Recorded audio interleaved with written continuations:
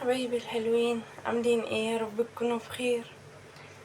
تعالوا نعمل النهارده قراقيش سريعه كده، يعني مش هتاخد مننا وقت. الدنيا حر، فالواحد عايز ايه؟ يعمل اي حاجه ياكلها كده سريع. احنا شوفوا دي نص كوبايه لبن اهي، نص كوبايه لبن بس، ما حطيتش عليها حاجه. هنحط عليها ايه؟ حبه ملح كده، اه، حبه صغيرين كده، وايه، وحبه سكر. اه، شوفوا بقى، في اسرع من كده؟ مفيش. نقلبهم كده ونبتدي بقى ايه نعجنهم. ده بالدقيق بقى، يعني هنحط دقيق، وعلى حسب بقى، يعني على حسب العجينه ما تتلم معانا. اه، احنا هنعمل حبه صغيرين بحيث ان احنا ايه، يعني ما نقفش كتير في المطبخ، يعني نخلص ونخرج بسرعه، يعني بلاش فرهضه يعني. وانا بقى بعجن كده اهي بالايد، هي بتتعمل بالايد.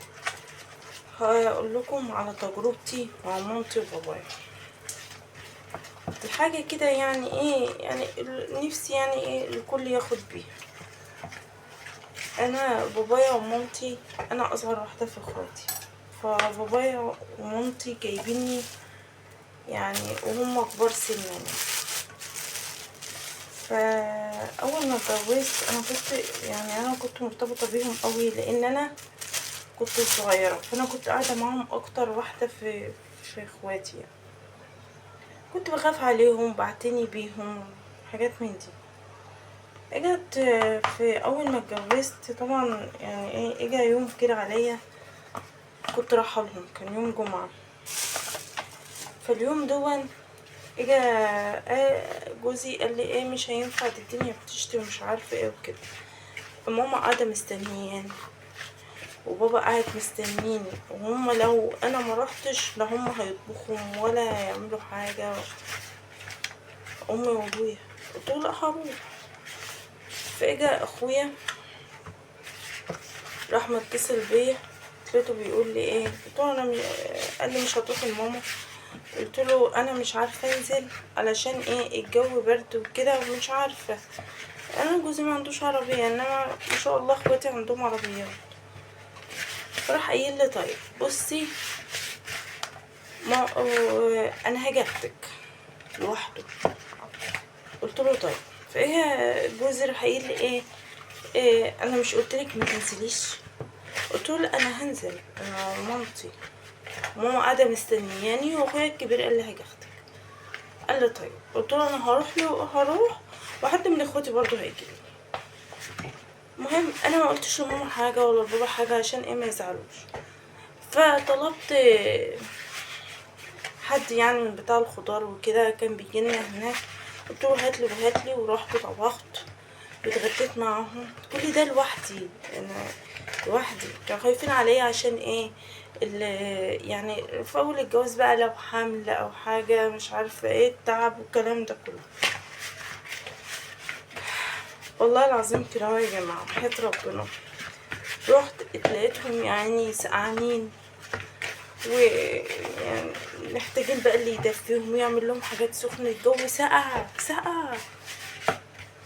رحت طبخت، لميت البيت وغديتهم وعملت لهم الحاجات السخنه. وبابا كان رجله بتوجعه، قعدت دلكتها له ولبسته شراب في رجله وكلام من ده. انا كنت قعدت فتره يعني الخلف عندي كان يعني عن اخواتي يعني، فقعدت فتره ايه مش بخلف وكده. المهم إيه، انا يوميها عايزين حاجه يا جماعه، كنت دايما لما اجي امشي اخويا بقى قال لي انا ماشيه اهو، تعالى وانا اوديك، اخويا التاني. قلت له طيب. انا كنت خلصت ورحت ايه معاهم، إيه نزلت معاه. فالمهم قلت له يا بابا وماما عايزين حاجه، خلصت كل اللي ورايا، عايزين حاجه اعملها لكم تاني؟ إيه، راح بابايا راح قايل لي ايه، بابايا ومامتي، بابايا راح قايل لي ربنا يطعمك ما يحرمك. ويطعمك من كل حاجة. فراحت والله الكلمة أشعرتني، فقلت له أحلى دعوة يا بابا، خليك ليا. ماما راحت قالت لي ربنا يكبر بخاطرك ما يحوجك لحد. انا عارفين الدعوتين دول كنوز الدنيا بقت في ايدي خلاص. المهم انا يوميها والله بشوف انا بحكي وبعيط لان ربنا يرحمه. انا يوميها نزلت من عندهم، انا كنت حملت يعني تلاقيت نفسي بقيت حامل بعدها بيومين. كنت قعدت قرب 6 شهور، يعني الحمل نزل مرتين. حملت والله يا جماعة، والله العظيم كده. بعدها رحت للدكتور. انتوا متخيلين ان قال لي يعني تلاقيت نفسي حامل في ايه؟ توأم. وربنا اداني الحمد لله البنت والولد. انا بحكي لكم مش عشان حاجة، انا بحكي لكم ان رضا الام والاب ده نعمة، ودعواتهم يعني بصوا بالدنيا بحالها كله للام والاب. والله العظيم انا بقعد اعيط طول الليل من فراقهم، والله العظيم بجد فراقهم نار ما يجربها على حد. فيا جماعة جبر الخواطر، اجبروا بخاطر امكم وابوكم، متستهونوش بالدعوات. الدعوات بتفتح ابواب كتير مقفولة عندك. الله يرحمه، الله يرحمه، ويجعل يا رب جمعني بيهم يا رب في الجنة ونعيمها، ويجعلهم من أهل الجنة. اللهم آمين، اللهم آمين. معلش بحكاياتي معاكم، بس أنا حابة إن أنا أشارككم معايا. الوقت أنا عملت العجينة اهيت، وأدخلها بقى إيه، أحطها في كيس وأحطها في التلاجة. وما تطلع بقى في التلاجة هنفرش دقيق كده ونقطعها مربعات ونقليها، بس كده الوصفة خلصت. ماشي، خليكم بقى معايا عشان نكمل ايه الموضوع. حبايبي طلعتها من التلاجة وفرشت عليها دقيق من تحت، وديت ايه من تحت ومن فوق. هنبتدي بقى نفردها كده. شوفوا بقى، انا قطعتها وفردتها اولا، فردتها وقطعتها كده اهي مربعات كده. وهنا في اهو زيت، نبتدي بقى نحط كده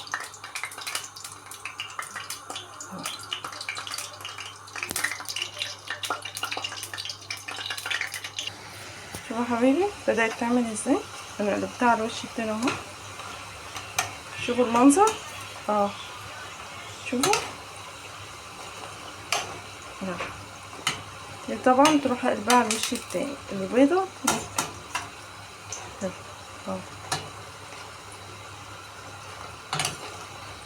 طبعا احنا طحنين سكر بودرة. نبتدي بقى ايه نطلعهم كده، طحنين بقى سكر بودرة. يبتدي ايه تبقى عاملة زي الايه الجلاش كده، حاجة كده ايه خفيفة كده سهلة سريعة، ما خدتش مني وقت اهو. يعني حاجة بسيطة اوي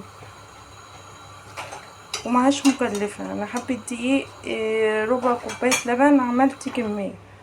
لسه بقيت اهوت، ولسه في عندي كمان حتة عجينة. والحلو بقى فيها ايه، ان انتي لو فاضت منك عجينة ممكن ان انتي ايه تعينيها في التلاجة لتاني يوم تالت يوم، مش هتقول حاجة يعني.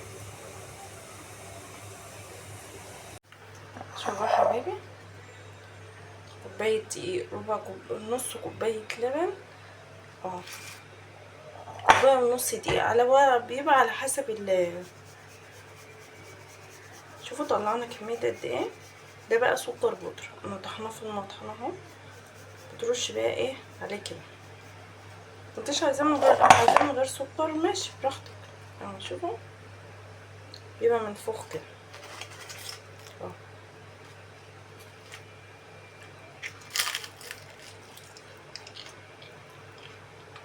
شوفوا عامله ازاي، حلو جدا. مش والله ما اخد في ايدي ثواني، يا دوبك العجينه ممكن تعمليها من بالليل تصبحي تعمليها وانت بتعملي الغدا، ويبقى اسمك عملت حاجه حلوه. يعني بصوا يا ريت بس متابعه للقناه ولايك وحاجات كده، الحاجات دي بتفرحني والله، حسسوني بنفسي كده وبقيمتي يعني عشان خاطري. ويا رب بقى تجربوها وتعجبكم، وما تنسونيش بقى في لايك وكلمة حلوة منكم، واشوفكم على خير. باي باي.